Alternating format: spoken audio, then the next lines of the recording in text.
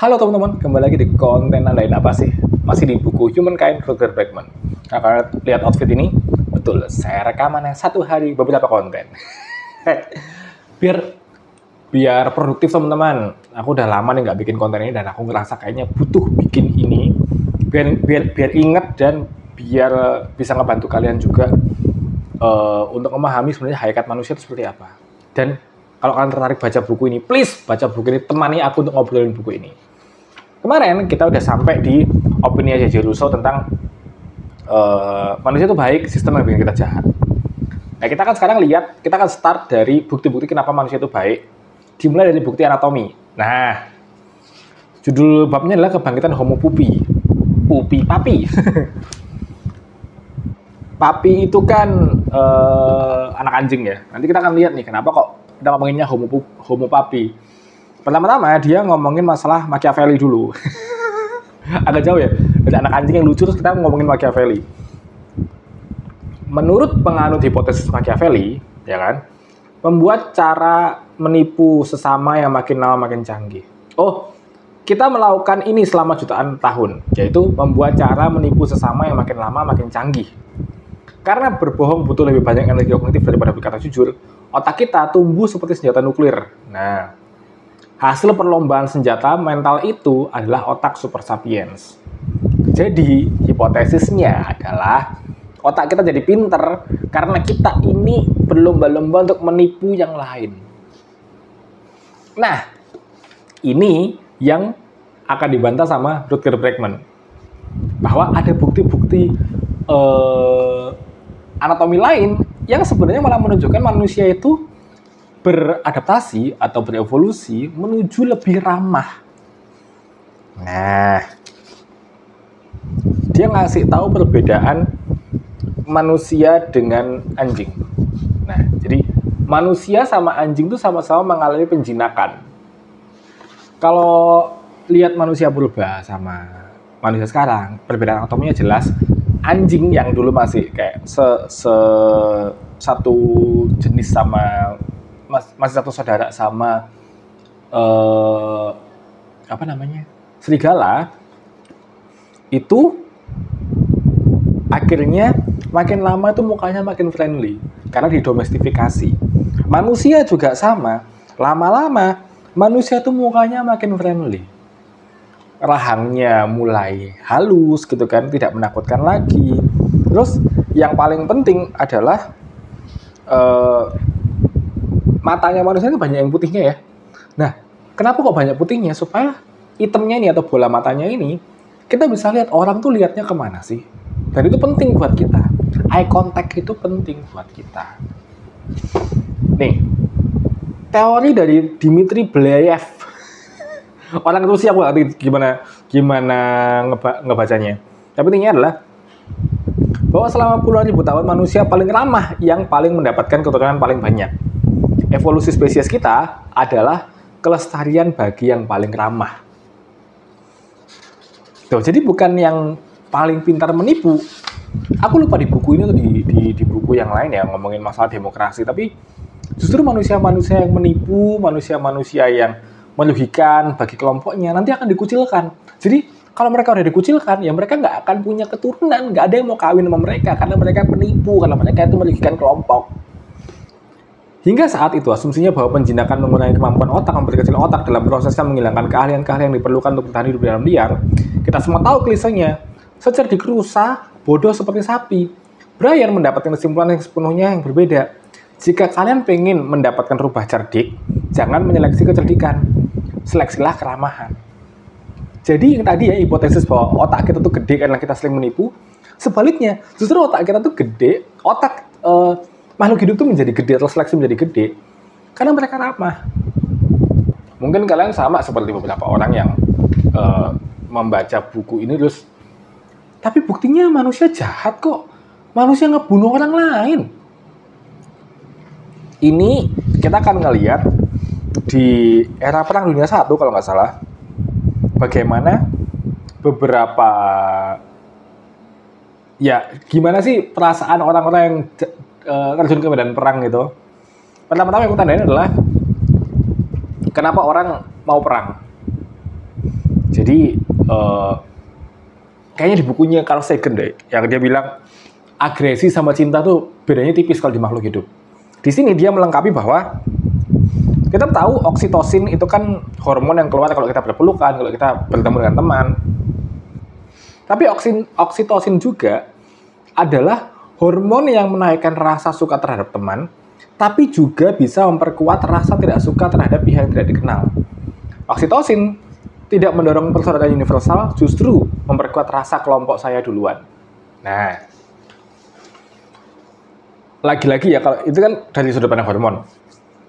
Tapi kalau dari sudut pandang antropologi, ini dari Sarah juga udah bilang, yang namanya rasisme atau xenofobia adalah efek samping dari harmoni internal. Kebersamaan kita dengan kelompok kita itu baik sekali, tapi di saat yang bersamaan ketika kita sudah berkelompok, kita akan sangat rentan untuk membenci kelompok yang lain karena kita ngerasa kelompok kita yang paling bagus, kelompok kita yang diutamakan, kelompok kita yang harus dapat makan duluan, kelompok lain adalah musuh. Nah, selama 4 tahun, 2 kelompok simpanse berperang dengan brutal. Gödel menjabarkan kejadian simpanse memegangi kepala simpanse lain korbannya yang tergeletak dengan darah mengucur dari hidung, lalu meminum darah korban, memelintir anggota tubuh, menggigit kulit sampai sobek. Tuh, jadi kera atau simpanse itu bisa berperang sampai kayak gitu. Padahal ya sama kan. Kalau kita lihat di buku Carl Sagan yang Shadows of Forgotten Ancestor, yang namanya simpanse itu hidupnya berkelompok gitu. Dan mereka nggak ada kapitalisme di mereka. Tapi ya mereka kalau ngebunuh orang, kelompok lain bisa sampai segitunya. Kita juga sama. Kita tuh bisa perang sama negara lain, ya karena kita bersatu sama negara kita. Kita solidaritas sama negara kita. Kayak kemarin loh, waktu kita demo, kita tembak-tembakan ya tembak-tembakan. Kita diserang sama polisi, terus ada polisi melindas salah seorang ojol gitu, terus kita lihat videonya. Kita marah sama polisi kan, kita benci banget sama polisi. Nah itu yang dilahirkan oleh solidaritas manusia.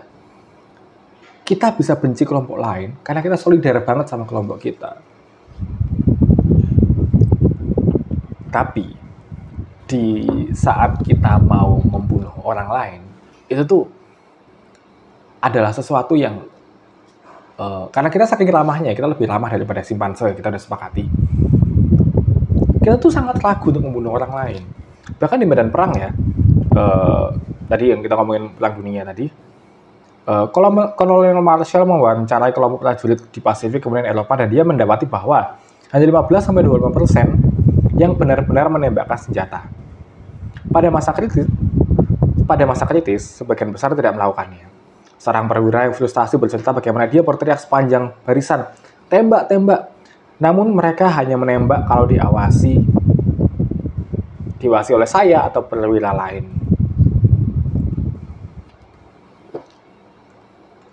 Bahkan tentara yang sudah terjun ke perang dunia aja ragu untuk menembak orang lain.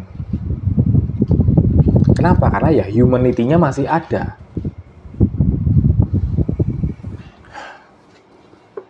Lukisan gua, jika hakikat kita adalah perang semua melawan semua, maka bisa diperkirakan akan ada satu orang pada suatu waktu yang melukis perang. Namun itu tidak pernah ditemukan. Sementara ada ribuan lukisan gua mengenai perburuan bison, kuda, gazel, dan tidak satu pun menggambarkan perang. Berbeda dengan simpanse yang tadi bisa sampai jahat gitu ke kelompok lain. Kita sebenci-bencinya sama kelompok lain. Perang itu tidak ada sebenarnya di natur kita sebagai makhluk. Lagi-lagi, nanti kita akan lihat. Tapi kan sekarang ada di perang-perang yang sampai kita ngirimin nuklir ke negara lain gitu. Itu apa penyebabnya? Nanti kita akan lihat. Ujung-ujungnya balik lagi ke J.J. Rousseau bahwa ya manusia itu baik, sistem yang bikin kita jahat. Pastilah orang-orang yang disebut biadab itu kaget ketika bertemu para penjajah beradab. Bagi beberapa di antara mereka, gagasan bahwa manusia bisa menculik membunuh manusia lain tanpa kasing Jika terkesan tak terpikirkan, pikirkan bahwa ada tempat-tempat di dunia ini di mana pembunuhan tidak terbayangkan. Agar mengerti perkara yang terakhir itu, Anda harus tahu suatu mengenai politik prasejarah. Leluhur kita pada dasarnya alergi dengan ketidaksetaraan. Nah ini penting nih. Jadi ya, tadi kan kita lihat ya bahwa kalau kita itu ngelihat orang-orang manusia purba itu sebagai tidak beradab gitu. Padahal kita sekarang itu ya melakukan pembunuhan. Mungkin kita sama kejinya dengan simpanse-simpanse yang membunuh temennya tadi itu sampai berdarah-darah. Ternyata,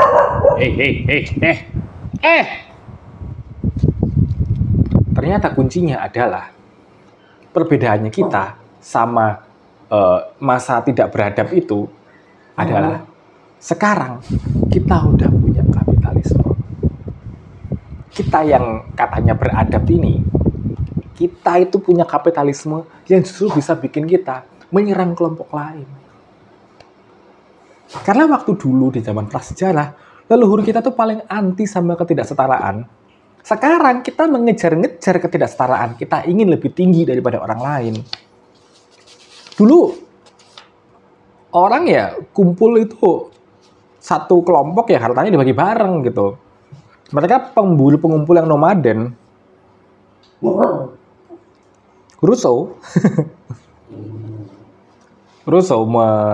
argumennya adalah ini awal dari mana? Ya ketika kita berubah dari pemburu pengumpul ke persawahan atau pertanian.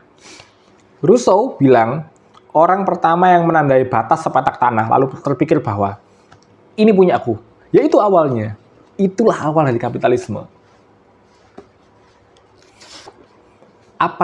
Apakah memang pertanian itu mengubah kita menjadi lebih baik? Enggak juga.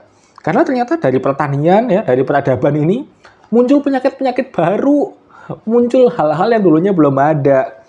Kayak cacar air, tuberkulosis, sifilis, malaria, kolera, pes, semuanya belum dikenal sampai kita beralih dari pengelana menjadi petani.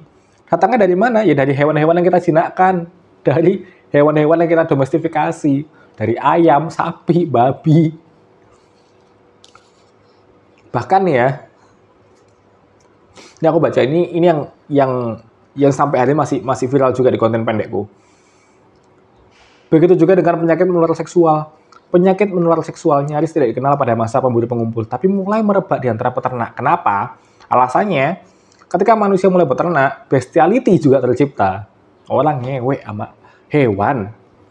Artinya, selagi dunia makin ketat, kadang ada peternak yang diam-diam melampiaskan nafsu ke ternaknya. Itu pendorong obsesi laki-laki terhadap keperawanan perempuan. Selain masalah anak sah, rasa takut terhadap penyakit menular juga terlibat. Para raja dan kaisar yang punya harem, punya istri banyak, berusaha keras memastikan pasangannya itu murni. Makanya ada gagasan bahwa seks sebelum pernikahan itu dosa, yang masih dianut oleh jutaan orang hari ini. Lagi-lagi, bagaimana kerajaan-kerajaan menggunakan agama, moralitas untuk mengontrol masyarakatnya. Nah, menariknya adalah, aku tuh karena backgroundku adalah Kristen ya, jadi dan kita tahu bahwa kayaknya salah satu peradaban paling awal nih adalah peradaban Mesopotamia kan. Nah, kenapa kok di Mesopotamia itu muncul peradaban-peradaban atau muncul pertanian-pertanian baru? Ya karena di sana subur, tanaman bisa tumbuh tanpa perlu banyak diusahakan. Di daerah sungai Tigris dan Efrat itu. Akhirnya, karena alam melakukan sebagian besar pekerjaan, Homo papi yang tidak mau bekerja akhirnya mau mencoba pertanian. Lagi-lagi karena males. Tapi ironisnya adalah hal-hal yang kita usung sebagai tonggak peradaban, seperti penciptaan uang, penerapan lembaga hukum, ya kan? Itu adalah awalnya alat penindasan. Misalnya uang pertama. Kita mencetak uang bukan karena mikir dengan uang kita lebih mudah, tapi itu adalah cara paling efisien untuk para penguasa menarik pajak. Atau pikirkan teks-teks yang pertama kali ditulis. Bukan puisi romantis, bukan cerita tentang ibu dan anak, tapi adalah daftar panjang tentang utang yang belum dibayar. Jadi kenyataannya, waktu kita mikir bahwa, oh kayaknya kita sekarang sudah lebih beradab daripada zaman dulu. Ternyata enggak. Kenyataannya, sebagian besar keberadaan manusia, justru kita merosot. Justru mungkin dulu kita lebih beradab daripada sekarang. Dah, sampai situ dulu teman-teman. Lanjutannya kita akan ngomongin Misteri Pulau Paskah ya. Inilah bagian favoritku dari bukunya Roger Blackman, karena ini dia ngebantah buku favoritku, yaitu Collapse dari Jared Diamond. Ini nih, Pulau Paskah ini yang dibantah sama buku Humankind. Nah, nanti kita masuk ke episode ketiga ngomongin Pulau Paskah. Sampai ketemu.